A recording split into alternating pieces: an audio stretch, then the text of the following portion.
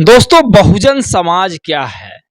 आज इस पर बातचीत करेंगे और पत्रकार वैभव ने अखिलेश यादव जी के कार्यकाल का एक झलक जो 10 पॉइंट में है, उसे रखा है, वो भी आपको बताएँगे। मैं अखिलेश यादव जी को बहुजन समाज अब नहीं मानता हूँ। मैं अपना स्वयं व्यक्तिगत कहता हूँ। मैं क्यों नहीं मानता, इस वीडियो में आपको बताएँगे। जितने भी मेरे ओबीसी साथी देखने वाले हैं, यादव समाज हो या अन्य और कोई समाज के लोग, तो उनको आज इस वीडियो को पूरा देखना चाहिए। और सभी लोगों को, पिछड़ा दलित समाज के सभी लोगों को इस वीडियो को पूरा देखना चाहिए। आप भी अखिलेश यादव जी से उतना ही नफ़रत करने लगेंगे, जितना वो भगवान बुद्ध से नफ़रत करते हैं। पत्रकार वैभव ने 10 पॉइंट रखा है। 10 पॉइंट में उन्होंने साबित कर दिया कि ओबीसी, पिछड़े यानी और दलित समाज के लिए कितना घातक हैं अखिलेश यादव। और अखिलेश यादव जी के जो सदन में बयान आया है, उस पर बहुत बड़ी टिप्पणी लोगों ने किया है, वो भी आपको बताएँगे। चलिए वीडियो शुरू करते हैं। मायावती जी और अखिलेश यादव की बातें शुरू करते हैं। दोस्तों नमस्कार, मेरा नाम पराग है और आप सभी का मैं बहुत-बहुत स्वागत करता हूं। आज सबसे बड़ी खबर है जिस पर बातचीत करते हैं। संसद भवन में आज अखिलेश यादव जी को बोलने का मौका मिला। वैसे तो अपने आप को ये विपक्ष का सबसे बड़ा नेता मानते हैं, लेकिन संसद भवन में आज ये एक बौद्धिस्ट मंत्री और इस देश के अल्पसंख्यक विभाग को संभालने वाले किरण रिजिजू जी का अपमान किया। किरण रिजिजू जी का अपमान करते हुए इन्होंने कहा कि मैं आपको अपना मानता हूँ। किरण रिजिजू जी को कहा आपको मैं अपना मानता हूँ। अखिलेश यादव का ये बयान संसद भवन में था। उन्होंने कहा मैं भगवान बुद्ध को भी मानता हूँ। आपके भगवान बुद्ध को मैं मानता हूँ, जबकि आप लोग हमारे पुराणों को नहीं मानते हो। हिंदू धर्म बहुत बड़ा धर्म है, मैंने आपको अपनाया है। अखिलेश जी ने कहा कि मैंने आपको अपनाया है। जो भगवान बुद्ध हैं, वो हिंदू धर्म से बहुत विपरीत हैं। आप लोग हमारे पुराणों को नहीं मानते हैं, आप लोग हिंदू धर्म को नहीं मानते हैं, फिर भी हम लोग आपको मानते हैं। कितना बड़ा अपमान भगवान बुद्ध का हो रहा है।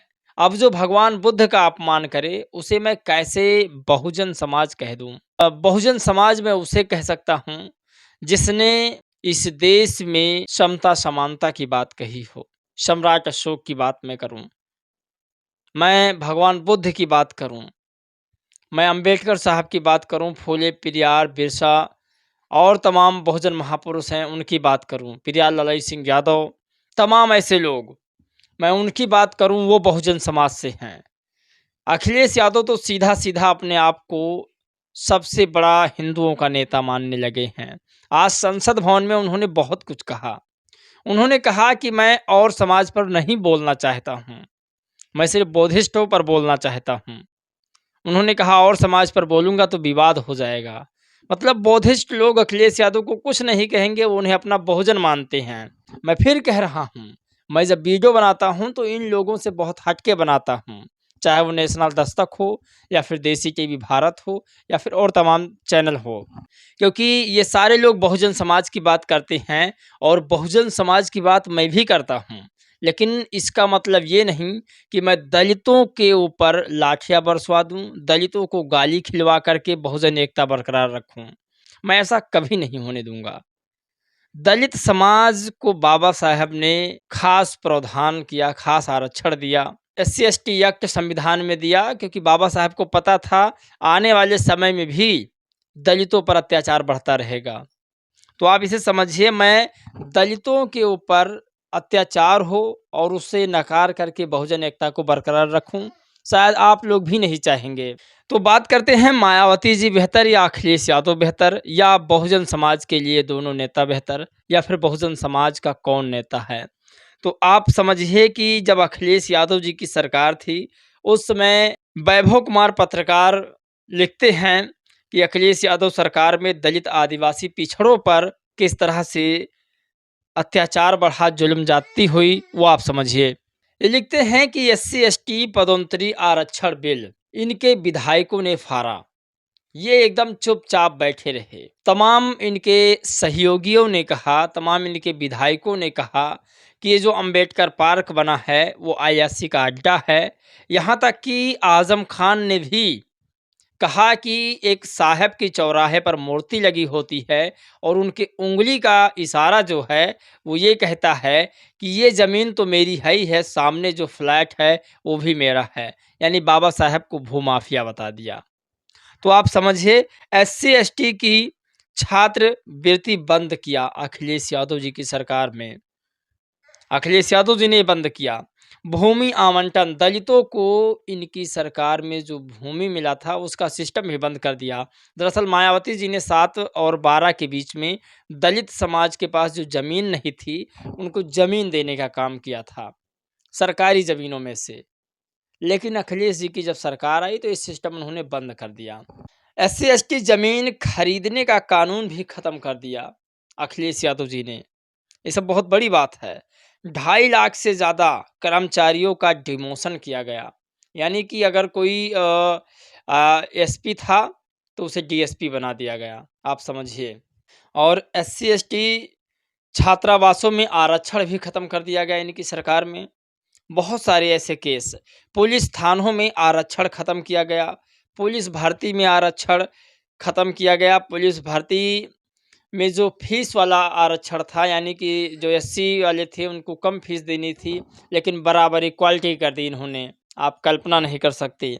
विकलांग, गरीबी, विधवा, बीमारी और शादी अनुदान योजना भी इन्होंने बंद किया, जिसमें तमाम लोग शामिल थे, एससी, एसटी, ओबीसी के तमाम लोग शामिल थे। तो ये सब अखिलेश यादव जी का कार्यकाल था जिसमें हुआ, और इसे पत्रकार वैभव ने लिखा। आज जो मामला हुआ, आप पहले संसद भवन का वीडियो देखिए, आपका खून न खौल जाए तब कहना। वो खुद भी माइनॉरिटी हैं, भगवान बुद्ध के रास्ते पे चलते हैं। भगवान बुद्ध का रास्ता दूसरा है। हम आपको अपना मानते हैं तब भी जब आप हमारे बहुत सारे ग्रंथों को नहीं मानते, तब भी हम आपको अपना मानते हैं। आप हमारे पुराणों को नहीं मानते हैं, आप हमारे उपनिषदों को नहीं मानते हैं, लेकिन सोचिए, हम हिंदू वो लोग हैं जो आपको स्वीकार करते हो, गले लगा करके चलते हैं। अब मैं दूसरे धर्म पे नहीं जाऊंगा, कोई नाराज हो सकता है। तो ये वीडियो आप लोगों ने देखा। अगर आप लोग बौद्धिस्ट हैं या भगवान बुद्ध के मानने वाले हैं, या आप समता समानता की बात करते हैं, समता मूलक की बात करते हैं, तो आप ज़रूर भगवान बुद्ध को मानते होंगे। और अगर आप भगवान बुद्ध को मानते हैं तो आप दलितों को इग्नोर नहीं कर सकते हैं, क्योंकि भगवान बुद्ध ने दलितों को भी सबसे ज़्यादा प्रमोट किया है।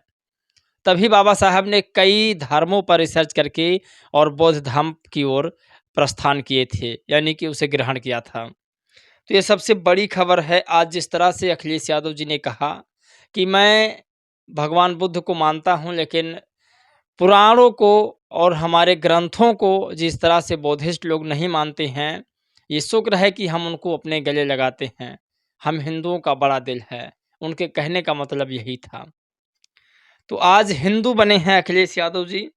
और मायावती जी की मैं बात करूं तो मायावती जी ने अंबेडकर पार्क बनवाया, बहुजन प्रेरणा स्थल बनवाया, गरीबों बच्चों के लिए पढ़ने की व्यवस्था की, फ्री सेवा की, विदेश पढ़ने के लिए स्कॉलरशिप दिया, और भी दलितों के लिए आरक्षित ज़मीनें दी, तमाम सरकारी ज़मीनें, बहुत कुछ। लेकिन फिर भी आज हम उन्हें बहुजन समाज की श्रेणी में रखते हैं, जो इस सारी चीज़ों को हमसे दूर कर दिया। मैं फिर कह रहा हूं दोस्तों, मैं वीडियो बनाता हूं बहुजन समाज के लिए। अगर बहुजन समाज के साथ गलत होता है तो मैं उस मुद्दे को उठाकर रखता हूं, लेकिन इसका मतलब ये नहीं कि दलितों पर अत्याचार हो और हम उसे दबाते रहें बहुजन समाज की एकता को बरकरार करने के लिए। अगर मैं गलत हूं तो आप लोग ज़रूर अपनी राय दीजिएगा। मायावती जी या अखिलेश यादव, बहुजन नेता कौन? इस पर भी आप लोग अपनी राय दीजिएगा। मायावती जी ने भूमि दिया, शिक्षा व्यवस्था दी, दलितों को एक नई पहचान दे दिया। आज वो दलित समाज, वो पिछड़ा समाज मायावती जी को नकार रहा है। 76 ऐसी ओबीसी की जातियां थी जो संसद भवन का मुंह तक नहीं देखा था। बीएसपी की सरकार में उन 76 जातियों को संसद भवन के अंदर बैठने का मौका मिला, दलितों को वोट देने का और चारपाई पर बैठने का मौका मिला। मैं ये नहीं कह रहा कि आप मायावती को वोट दीजिए, लेकिन जिस तरीका से लोग बहुजन समाज की कैटेगरी में अखिलेश यादव जी को डाल रहे हैं, उसे पत्रकार वैभव ने डीडीएन न्यूज़ चैनल, बहुत बड़ा चैनल है, उस चैनल के संस्थापक ने कहा कि ये काम इनके सरकार में हुआ था। तो आप ऐसे जस्टिफाइड कर लीजिए कि कौन बेटर, मायावती या अखिलेश, फैसला आपको करना है। बाकी वीडियो हम बनाते रहेंगे। बहुजन एकता के लिए हम दलितों को गुमराह नहीं कर सकते हैं। जय भीम, नमो बुद्धाय।